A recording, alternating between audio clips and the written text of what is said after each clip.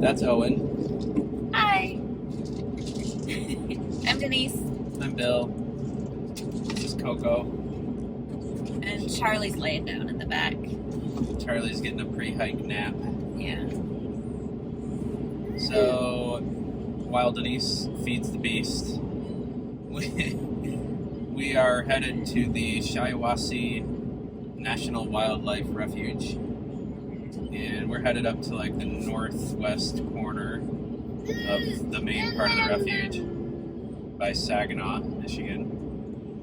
And we are going to hike the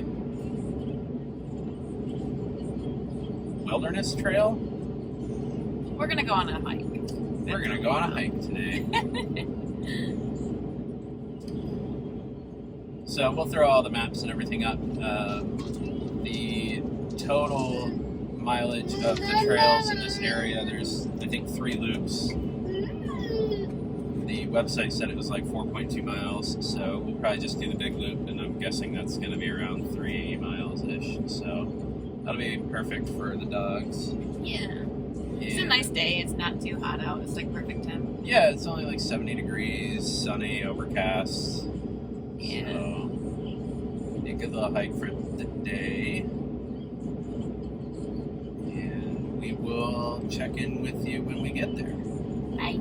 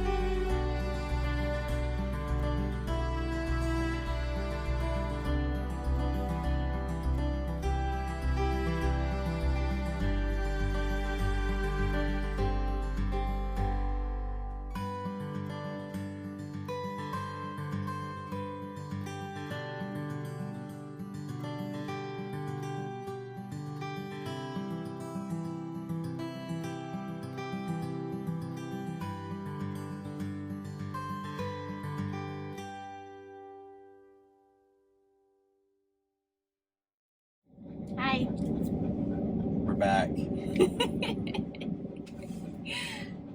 Charlie's hot. You can maybe hear the puppies panting in the video. Yeah, so this was the Woodland Trail Complex, and we, instead of doing the 4-mile Woodland Loop, we ended up doing the Marsh? 2-mile Marsh Loop. Yeah. So we got to the point where it splits, and the puppies were already getting hot. So. And there's no good water sources here. There's swamp and yeah. stuff. But and unfortunately, with we didn't pack any water for them. All I had was my flavored water, which is not good for the puppies. So we decided to take the short loop, which I'm glad we did, because I realized I forgot my knee brace halfway through, and I have a weird knee, It's so getting old. I'm getting old. Yeah. Condition of this place isn't the greatest. I have to bite my tongue. Yeah, there's. I think They could use a lot more trail maintenance. well, they need some resources. Let's Yeah. put it that way. Yeah. I'm sure the folks here, the staff, does the best they can with what they have, and that's awesome. But the higher up folks need to understand that this place needs a lot of work. You can see from like the sign photo that we would have shown that their sign is falling apart. The parking lot looks absolutely horrendous.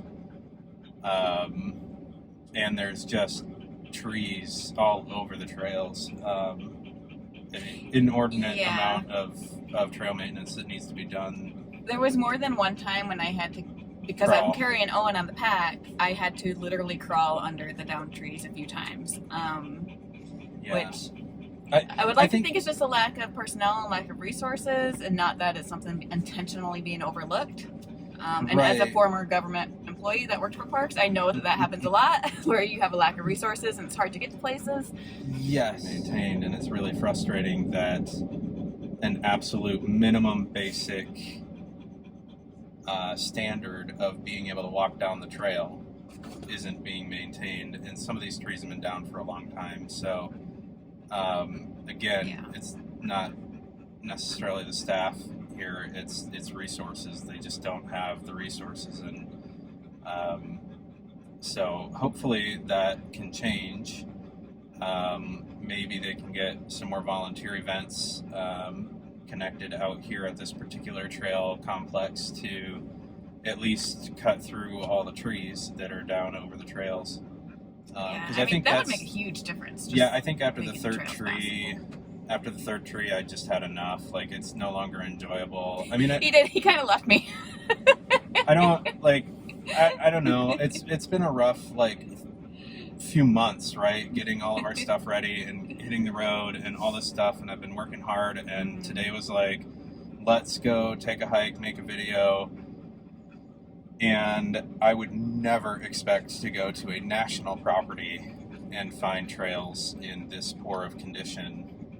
When the first thing you see when you go out there is a big sign touting volunteerism and all that, and then it's like, I don't expect the volunteers to come do this stuff, and I would be happy to come volunteer and help cut some trees, but clearly that isn't happening. Or when it did happen, it was 30 years ago when they built the trails, and they have not been touched since. And so I just expect more out of the federal government, I guess. If you're going to have a property like this and have trails that are open to people, make sure they're safe and maintained. And I do not feel safe out here at all, both from a natural standpoint and just a safety standpoint. I mean, we roll in and there's people doing drugs in the parking lot, and nowadays it's nothing for the federal government to put up a camera here and have it being monitored somewhere.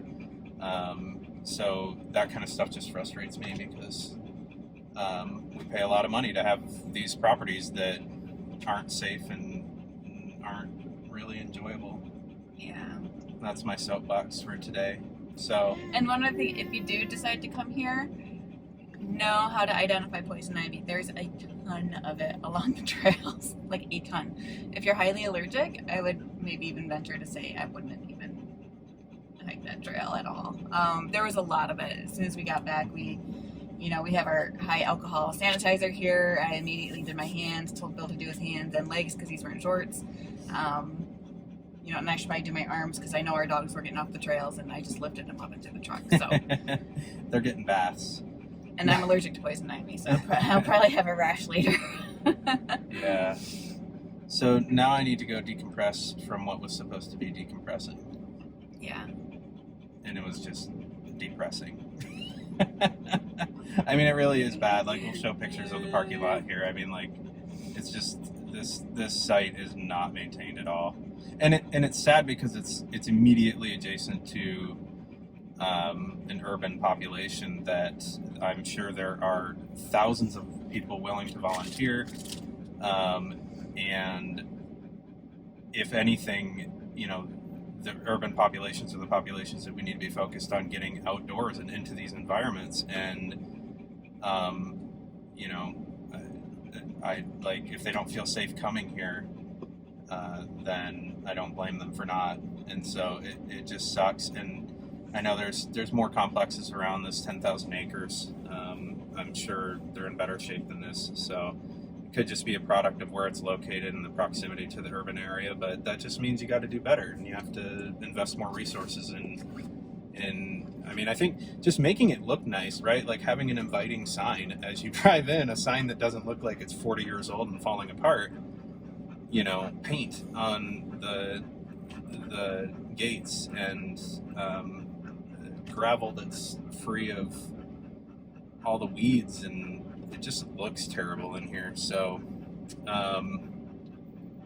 Department of the Interior, I think, hopefully you can do better and clean this up, clean up all of our national places. Yeah. Frustrating. I'm already feeling itchy. I was worried about ticks, but now it's just the poison ivy that's gonna get us. So. Oh, jeez. All right. If you're near one of these places, volunteer. Yes.